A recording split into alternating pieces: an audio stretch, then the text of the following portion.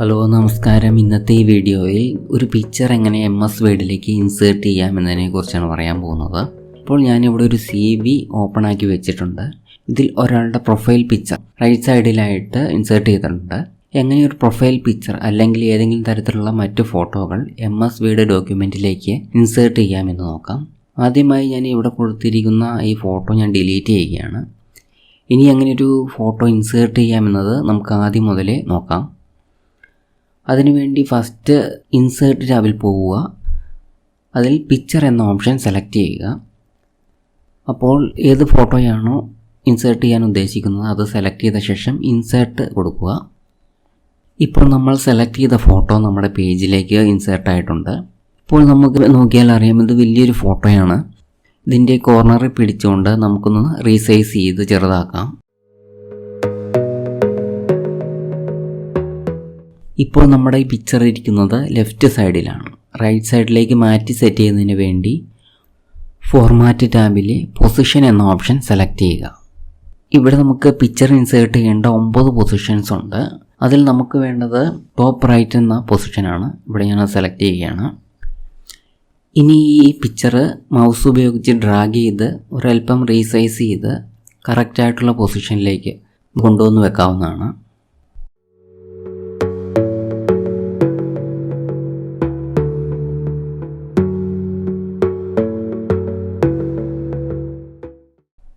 അപ്പോൾ ഇങ്ങനെയാണ് ഒരു പിക്ചർ MS വേർഡിലേക്ക് ഇൻസേർട്ട് ആക്കുന്നത്.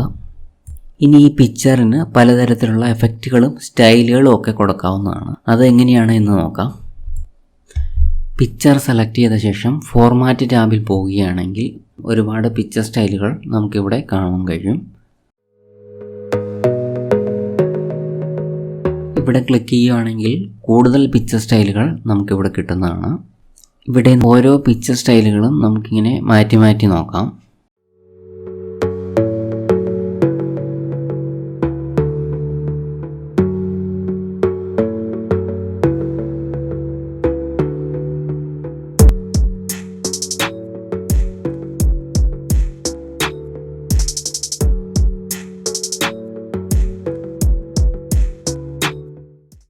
ഞാനിപ്പോൾ ഇവിടെ സെലക്ട് ചെയ്യുന്നത് ഈ ഷേപ്പിലുള്ള ഒരു സ്റ്റൈലാണ്.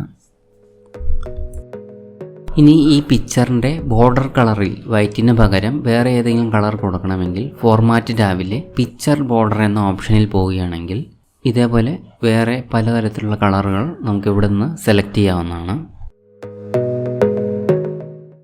ഇനി പിക്ചർ ബോർഡറിലെ ഈ ഓപ്ഷൻ വെയിറ്റ് എന്ന് പറയുന്ന ഈ ഓപ്ഷൻ സെലക്ട് ചെയ്യുകയാണെങ്കിൽ പിക്ചറിൻ്റെ ബോർഡർ തിക്നെസ് ഇതേപോലെ ചേഞ്ച് ചെയ്യാവുന്നതാണ്.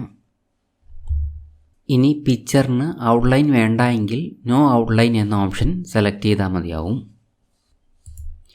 ഇനി പിക്ചർ എഫക്റ്റ് എന്ന ഓപ്ഷനിലേക്ക് പോവുകയാണെങ്കിൽ ഇവിടെ ബിവൽ, ഷാഡോ, 3D റൊട്ടേഷൻ അങ്ങനെ പലതരത്തിലുള്ള എഫക്റ്റുകൾ ഇവിടെയുണ്ട്.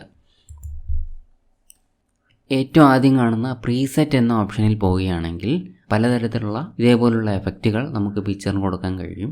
ഇവിടെ ഓരോ എഫക്റ്റുകളും നമുക്ക് പിക്ചറിന് കൊടുത്തു നോക്കാം.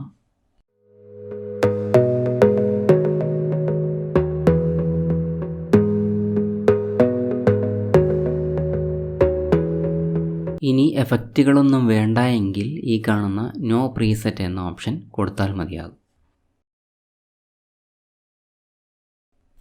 ഇനി പിക്ചർ എഫക്റ്റിലെ ഏറ്റവും താഴെ കാണുന്ന 3D റൊട്ടേഷൻ എന്ന ഓപ്ഷൻ സെലക്ട് ചെയ്യുകയാണെങ്കിൽ ഇതേപോലുള്ള എഫക്റ്റുകൾ നമുക്ക് പിക്ചറിന് കൊടുക്കാൻ കഴിയും. ഇനി ഈ എഫക്റ്റ് വേണ്ട എങ്കിൽ ഈ എഫക്റ്റുകളൊന്നും വേണ്ട എങ്കിൽ ഈ കാണുന്ന നോ എഫക്റ്റിൽ ക്ലിക്ക് ചെയ്താൽ മതിയാകും. ഇനി ഷാഡോ എന്ന എഫക്റ്റിൽ പോവുകയാണെങ്കിൽ ഇതേപോലെയുള്ള പലതരത്തിലുള്ള ഷാഡോ എഫക്റ്റുകൾ നമുക്ക് പിക്ചറിന് കൊടുക്കാൻ കഴിയും.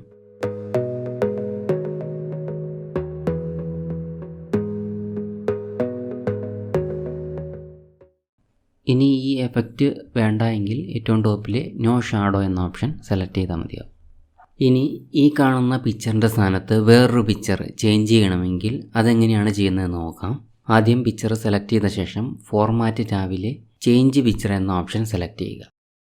അതിൽ നമുക്ക് ചേഞ്ച് ചെയ്യേണ്ട പിക്ചർ ഏതാണെന്ന് സെലക്ട് ചെയ്ത ശേഷം ഇൻസേർട്ട് കൊടുക്കുക. അപ്പോൾ ഇതേപോലെ പിക്ചർ ചേഞ്ച് ആവുന്നതാണ്. ഇനി നമുക്ക് ഈ പിക്ചറിന് ഒരു പിക്ചർ സ്റ്റൈൽ കൊടുക്കാം. ഞാനിപ്പോൾ ഓവൽ ഷേപ്പിലുള്ള ഈ സ്റ്റൈലാണ് കൊടുക്കുന്നത്.